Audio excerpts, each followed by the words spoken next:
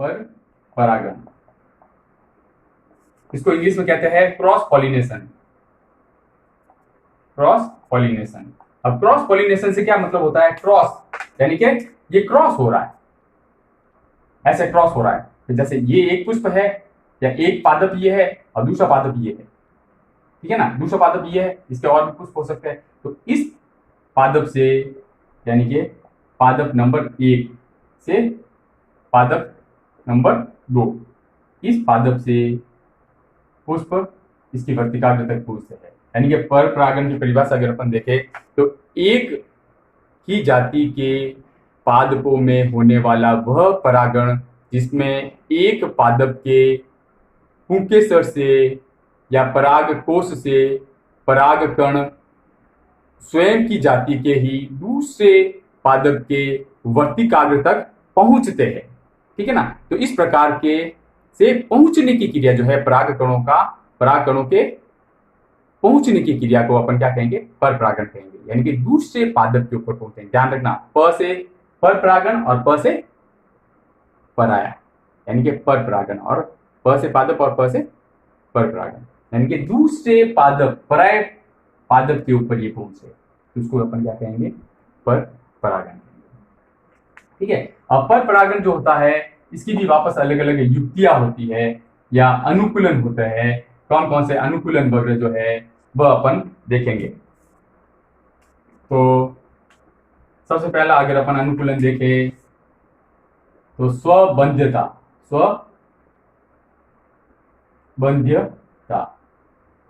स्वबंध्यता इसका अनुकूलन होता है। स्वबंध्यता से क्या तात्पर्य है? स्व यानी कि स्वयं, बंध्यता यानी कि बंधे हुए। अब स्वयं कैसे बंधे हुए हैं वह अगर अपन देखें तो इसमें क्या होता है कि एक पादप है जैसे ये, ठीक है, और उसका ये पुष्प है। अब पुष्प में ये वर्तिकाग्र है और ये स्त्री केसर पुंकेसर है, ठीक है ना। अब इसमें क्या होता है कि अब इसमें कोई विशेष अनुकूलन नहीं होता है कि ये दूसरे ये स्वयं के वर्तिकाग्र को ही निषेचित न कर सके, ठीक है ना। ये कर सकते हैं, इसको परागित कर सकते हैं, फिर भी ये परागण की क्रिया जो है स्वयं के पुष्प के अंदर ही परागण की क्रिया जो है नहीं पाई जाती है। ऐसी स्थिति में ये स्वबंध्य कहलाते हैं, यानी कि स्वयं के जो है वर्तिकाग्र को ही ये परागित नहीं कर पाएंगे, ये उसके प्रति बंध्य होते हैं, इसलिए इसे स्वबंध्यता अपन कहते हैं, ठीक है ना। दूसरा अपन उदाहरण ले लेंगे एक लिंगता।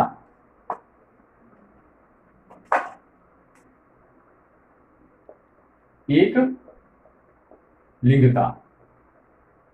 अब एक लिंगता से क्या मतलब है?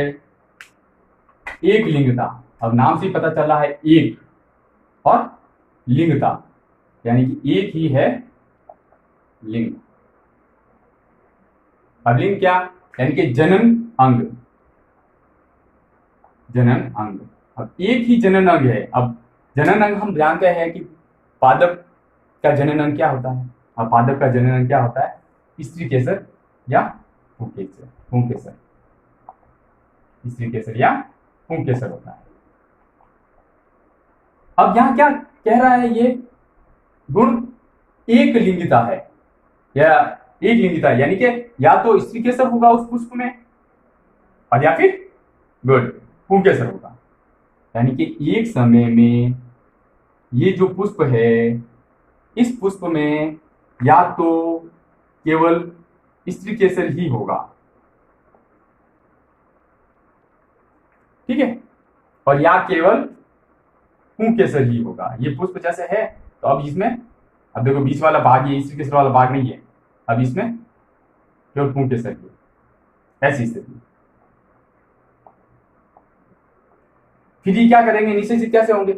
यानी कि इस पुष्प का तो निषेचन होना संभव ही नहीं है, क्योंकि इसमें जो है मादा जनन अंग या अंडप है ही नहीं, या स्त्री केसर है ही नहीं, और स्त्री केसर के अंदर ही अंडाशय होता है, अंडाशय ही हम जानते हैं कि फल के अंदर परिवर्तित होता है। इसका मतलब इसके अंदर तो फल बनेगा ही नहीं। फिर यानी कि इसको फिर क्या करना पड़ेगा? इसको केवल दूसरे पुष्प को ही निषेचित करना पड़ेगा। ऐसा पुष्प जो है नर पुष्प कहलाता है और ऐसा पुष्प जो है स्त्री पुष्प कहलाता है। अब ये किसमें पाया जाता है प्रकृति में, पता है? ये कई पादपों में पाया जा सकता है, जैसे पपीता में ऐसा होता है, नारियल में होता है, साइकस में होता है, इन घास में होता है, तुरई में होता है, लौकी में होता है, ठीक है ना। तुरई, लौकी, पपीता वगैरह इनमें ऐसा होता है। तो कई बार क्या होता है कि कुछ लोग जो है घर में पपीता वगैरह लगाता है। मेरा एक स्टूडेंट है, जैसे उनके घर में पपीता उन्होंने लगाया था, तो फिर उन्होंने कहा कि सर मेरे घर में जो पपीता लगा हुआ उसके जो है पपीता फल नहीं आ रहे। तो मैंने कहा भाई उसका पुष्प लेके आना। तो उसका पुष्प देखा तो पता चला कि वह पुष्प जो है नर पुष्प था, यानी कि वह जो उसके घर में पपीती नहीं लगी हुई थी, पपीता लगा हुआ था, यानी कि मेल पुष्प लगा हुआ था। तो मैंने उसको कहा कि भाई अब तेरे घर में एक पपीती लगा, ठीक है ना, तब उसमें जो है पपीता यानी कि फल लगेगा। फिर कुछ समय बाद उसने पपीता लगाया था और फिर शायद पपीते खाए भी होंगे, ठीक है ना। तो कहने का मतलब है कि ये जो है पपीता जो है कैसा है, एक लिंगी पुष्प है। ऐसा पीएमटी में सवाल भी आता है, पपीता वगैरह पे, नारियल पे है, साइकस पे। ये नारियल पे कई बार सवाल पूछा गया है, साइकस पे कई बार सवाल पूछा गया है, ठीक है ना, कि ये किस प्रकार के पुष्प होते हैं, ठीक है। यानी आगे अपन देखते हैं, दूसरा है हर्कोगैमी। एक लिंगिता वाला हो गया। अब हर्कोगैमी। अब हर्कोगैमी से क्या मतलब होता है? हर्कोगैमी से मतलब है कि पादप का या पुष्प का ऐसा भाग जिसके अंदर, जैसे ये पुष्प है तो इस पुष्प में ये स्त्री केसर वाला भाग है, स्त्री केसर। अब इसमें क्या होगा कि नर जननांग जो है ये पुंकेसर वाला भाग है, पुंकेसर। अब ये क्या होते हैं, इस स्त्री केसर से काफी दूर सरक जाते हैं, ठीक है ना, यानी काफी दूर है। तो ऐसी स्थिति में अब ये संभव ही नहीं है, ठीक है ना। अब संभव ही नहीं है कि इसका ये जो परागण जो है इसके ऊपर पहुंच जाए और इसको सेल्फ पॉलिनेशन कर दे या स्वपरागित इसको कर दे। तो ये इसका इस पुष्प या इस पादप के अंदर तो परागण है ही नहीं संभव, ठीक है। तो ऐसी स्थिति में क्या होगा, यहां से परागण गिरेंगे, ठीक है ना। और अगर दूसरा पुष्प है तो दूसरे पुष्प का परागण जो है दूसरे पुष्प के ऊपर जाकर के उसको परागित कर देंगे, वायु द्वारा या कीटों द्वारा, किसी दूसरे माध्यम के द्वारा भी वह हो सकता है। तो इसको हर्कोगैमी कहते हैं। अब इसको याद करने की मैं शॉर्ट ट्रिक बता देता हूँ। ये सर्को शब्द से आया है, वर्ड आया है। जैसे कि अपन ऐसे याद रखोगे, जैसे अपन गाड़ी के अंदर बैठे हैं तो अपने पास में कोई सवारी बैठी है तो अपन उसको कहते हैं भाई भाई साहब थोड़ा उधर सरको, ठीक है ना। उसको अपन राजस्थानी या मारवाड़ी क्या कहेंगे, हरको, है ना, यानी उधर हरको ठीक है ना। तो ये क्या है, अब पुंकेसर जो है ना, स्त्री केसर से महिला वाले भाग से या महिला से जो है स्त्री केसर से ये पुंकेसर दूर हरक गया है, यानी कि हरको, सरको, ठीक है ना। इस प्रकार से आप इसको याद कर सकते हैं, हर्कोगैमी, ठीक है ना। विषम वर्तिकात्व अपन देखेंगे, उसके बाद में अपन इसके माध्यम देखेंगे, ठीक है ना। अगला अपन देखें तो विषम वर्तिकात्व, विषम वर्तिकात्व। अब विषम वर्तिकात्व से क्या मतलब है, इसके नाम से पता चला है। देखो बच्चों कि एग्जाम में आप कोई भी क्वेश्चन को सॉल्व करो ना, तो क्या करते हैं बच्चे कि उस वर्ड को बार बार रटने की कोशिश करते हैं कि इसकी परिभाषा क्या होगी, इसका आंसर क्या होगा, इसका आंसर क्या होता है। कई बार क्या है कि वो शब्दों पे नहीं जाता है, ठीक है ना, जबकि अपने को शब्दों पे जाना चाहिए। शब्दों पे भी कई बार उस शब्द के अंदर ही उसकी परिभाषा छुपी होती है या उसका आंसर छुपा होता है, या कम से कम अपने को हिंट तो मिल ही जाता है ना। तो उसको अपन कहते हैं जैसे विषम, विषम यानी कि अलग अलग है। और वर्तिकात्व, वर्तिकात्व यानी कि अगर एक पुष्प अगर अपन देखें तो इसमें वर्तिका जो है, ये वर्तिका जो है विषम है। विषम क्या है, यानी इसका आकार या साइज जो होगी ना, इसकी लंबाई चौड़ाई कहीं ना कहीं विषम होगी, यानी कि एक जैसी नहीं होगी। कैसे कि अगर अपन देखें तो ये दो प्रकार के पुष्प हो सकते हैं, जिसमें ये वर्तिकाग्र की लंबाई जैसे बहुत ज्यादा है, ठीक है ना, और ये पुंकेसर वग्र की साइज बहुत छोटी है, ठीक है ना। एक स्थिति तो ये होगी फर्स्ट स्थिति, ठीक है ना। और दूसरी स्थिति में क्या हो जाएगा, ये वर्तिकाग्र छोटी हो जाएगी और ये ज्यादा लंबे हो जाएंगे। तो इसको क्या कहेंगे, विषम वर्तिकात्व कहते हैं, ठीक है ना। तो यानी दोनों ही स्थिति में ऐसा ये देखने को मिलेगा कि दोनों ही स्थिति में ये इसका सेल्फ पॉलिनेशन या स्वपरागण संभव ही नहीं, कैसे होगा भाई? अब ये जो है वर्तिकाग्र इतने दूर है, वर्तिकाग्र, ठीक है ना, और इसमें वर्तिकाग्र इतनी नीचे है, वर्तिकाग्र, तो ऐसी स्थिति में ये परागण कैसे पहुंचेंगे ऊपर? संभव ही नहीं है। और ऐसी स्थिति में ये इसके ऊपर पहुंचना संभव ही नहीं है। इसका शेप अपन कुछ ऐसे भी बना सकते हैं, ऐसे शेप बना दिया, ठीक है ना, तो ये इधर गिर जाएंगे या कहीं दूसरे बाई द्वारा कहीं और चले जाएंगे, ठीक है ना। तो ऐसी स्थिति में इसे विषम वर्तिकात्व अपन कहते हैं। ये प्रिमूला वग्र में पाया जाता है। प्रिमूला वग्र का प्लांट अगर अपन देखें उसमें भी ऐसा होता है, ठीक है। तो ये स्थितियां इसमें होती है। एक होता है भिन्न काल परिपक्वता में, अपन ने दो वर्ड अपने को देखने थे भिन्न काल परिपक्वता में। भिन्न काल परिपक्वता में एक होता है पूर्वता, और दूसरा वर्ड होता है स्त्री पूर्वता।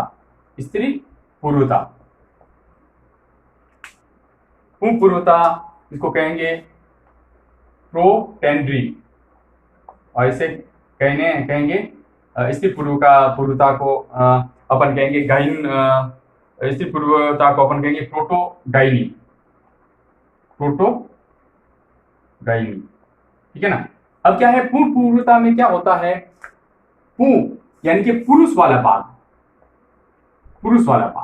ठीक है ना, और पूर्वता यानी कि पुरुष वाला भाग जो है पूर्व या पहले परिपक्व हो जाता है,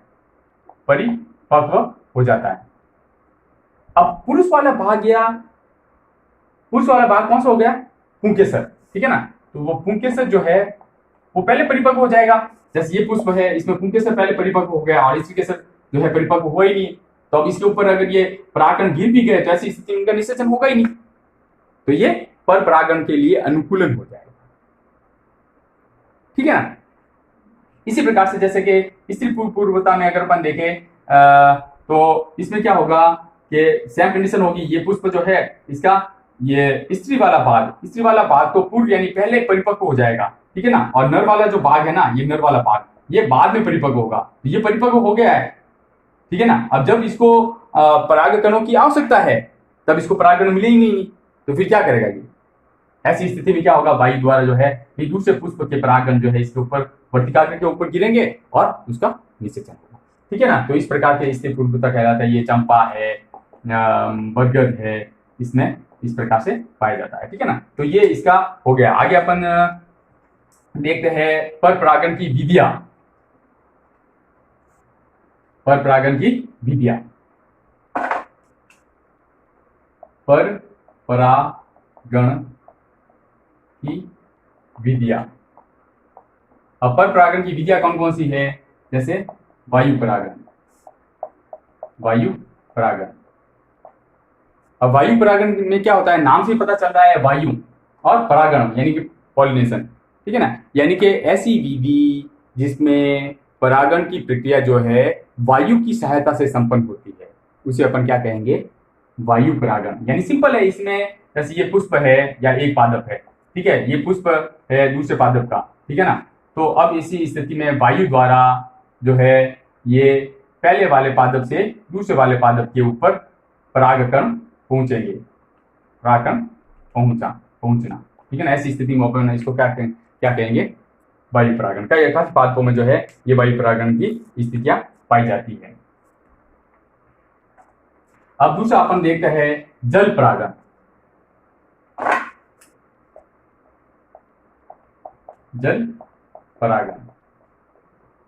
अब नाम से पता चल रहा है जल यानी कि हाइड्रोफिलिक। अब जल परागण में क्या होता है कि जल द्वारा परागण होता है, यानी कि जल द्वारा परागण या फिर जल के अंदर परागण की प्रक्रिया जो होती है, या जलीय पौधों के अंदर जल की सहायता से जो परागण होता है उसको अपन क्या कहेंगे, जल परागण, ठीक है। इसे हाइड्रोफिलिक कहते हैं। अब ये भी वापस दो प्रकार का होता है, अधोजल परागण, और दूसरा होता है अधिजल परागण, ठीक है ना। अब अधोजल परागण में क्या होता है, जल के अंदर, जैसे ये जल के अंदर वाला भाग है, ठीक है ना। अब इसके अंदर ही पौधे हैं, ठीक है ना, इसके अंदर ही कुछ पौधे हैं। तो अब इनका जो पुष्प वगैरह जो है वह पुष्प से परागण जो है जल के माध्यम से दूसरे पुष्प के ऊपर पहुंचते हैं। तो इस प्रकार की क्रिया को अपन हाइड्रोफिली अपन कहेंगे, ठीक है ना। इसको अपन हाइड्रोफिली को हाइड्रोफिली भी कहते हैं, यानी अधो जल परागण को हाइड्रोफिली और इफहाइड्रोफिली कहते हैं, इफहाइड्रोफिली, ठीक है ना, इफहाइड्रोफिली कहते हैं। अब अधो जल परागण में जैसे नाजास है, सीरोटोफिलम वगैरह है, इस प्रकार के पुष्प में इस प्रकार का अधो जल परागण की प्रक्रिया होती है। नाजास है, सीरेटोफिलम है, इस प्रकार के पौधों में ऐसा होता है। अब अधिजल परागण वगैरह में क्या होता है? अब अधिजल परागण की प्रक्रिया में अगर अपन देखें तो जैसे ये पॉन्ड वगैरह है, तो इसकी सतह के ऊपर परागण की क्रिया होती है। इसकी सतह के ऊपर परागण की क्रिया होती है, सतह है ये, ठीक है ना, और सतह के ऊपर ये परागण जो है जल के माध्यम से होते हुए दूसरे पुष्प के ऊर पहुंचता है। या फिर एक पादप होता है जिसका नाम है वेलिसनेरिया। उसमें क्या होता है कि पादप जो है वो जल के अंदर रहता है नॉर्मली, ठीक है ना, और जब परागण की प्रक्रिया होने वाली होती है उस समय ये कुंडली रूप से ये ऊपर आ जाता है और परागण की क्रिया द्वारा या पराग ग्रहण करके और फिर वापस अंदर चला जाता है। तो ऐसी स्थिति जो है वह पर परागण कहलाती है, ठीक है ना। तो इस प्रकार की स्थिति को पर परागण कहेंगे।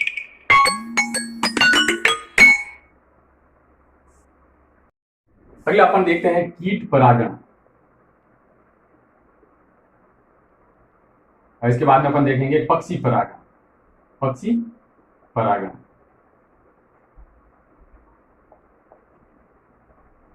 अब कीट परागण क्या होता है? कीट परागण के बारे में अपन देखें। कीट परागण को एंटोमोफिली भी कहते हैं,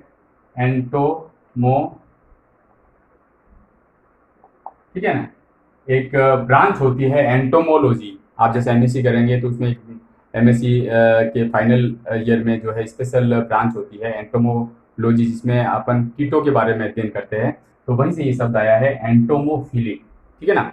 तो एंटोमोफिली यानी कीटों द्वारा परागण। अब देखना है कि कीटों द्वारा जो परागण होता है वो 80% परागण जो होता है ना नॉर्मली, वह कीटों द्वारा ही होता है। जैसे ज्यादातर फसलों में वगैरह में परागण होता है, ठीक है ना, ज्यादातर प्लांट्स में जो परागण होता है वो कीटों के द्वारा ही होता है। कीट कौन से?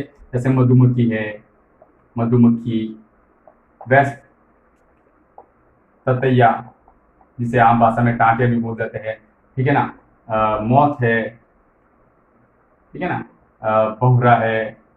यानी इन कीटों के द्वारा जो परागण होगा उसे अपन क्या कहेंगे? कीट परागण, ठीक है ना। एंटोमोफिली कहते हैं, पीएमटी में एंटोमोफिली नाम से ये सवाल आ जाता है।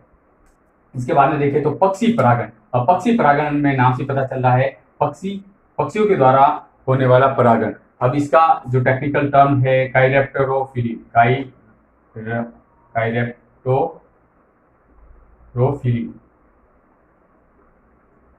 ठीक है ना। काइरेप्टेरोफिली जो है इसका पक्षी परागण कहलाता है। अब पक्षी परागण पे सवाल आ जाता है। अब पक्षी परागण में क्या होता है? पक्षी परागण में अगर अपन ऑर्निथोफिली ये वर्ड कहलाता है। ऑर्निथोफिली, काइरेप्टेरोफिली तो चमगादड़ द्वारा होगा, ऑर्निथोफिली कहलाता है, ऑर्निथोफिली, ठीक है ना, ऑर्निथोफिली। अब इसमें क्या होगा? पक्षियों द्वारा परागण होता है। पक्षियों द्वारा परागण कब होता है? जैसे ज्यादातर उष्णकटिबंधीय प्लांट्स वगैरह होते हैं ना, उष्णकटिबंधीय प्लांट्स होते हैं, पलाश वगैरह है, इस प्रकार के जो प्लांट्स होते हैं उनमें क्या होता है कि पक्षियों द्वारा परागण होता है। अब बड़े बड़े जो वृक्ष वगैरह होते हैं उनमें वृक्ष में क्या होता है कि ये पक्षी वगैरह बैठते हैं। जैसे हमिंग बर्ड जिसे गुंजन चिड़िया कहते हैं, हमिंग बर्ड है। इसके अलावा सनबर्ड वगैरह एक लंबी चोंच वाला बर्ड आता है, जैसे आपने कभी देखा होगा, ठीक है ना, सनबर्ड वगैरह है। तो ये क्या करते हैं कि मकरंद के लिए इन प्लांट्स के ऊपर आते हैं और मकरंद और कीड़ों मकोड़ों को खाने के लिए भी इस प्लांट्स के ऊपर आते हैं, वृक्षों के ऊपर आते हैं। और इनकी चोंच के ऊपर है, इनके पंखों के ऊपर है, ठीक है ना, ये इनकी चोंच वगैरह होती है, इनके पंख वगैरह जो होते हैं, इनके पंखों के ऊपर जो है ये चिपक जाएंगे परागकण, और ये वापस दूसरे प्लांट्स के ऊपर जाएंगे, तो वहां जो है ये पॉलिनेशन करेंगे। तो इस प्रकार से कीट परागण या ऑर्निथोफिली जो है विधि द्वारा भी परागण की क्रिया होती है। अब लास्ट अपन देखते हैं चमगादड़ द्वारा परागण। चमगादड़ द्वारा परागण यानी काइरेप्टोरोफिली।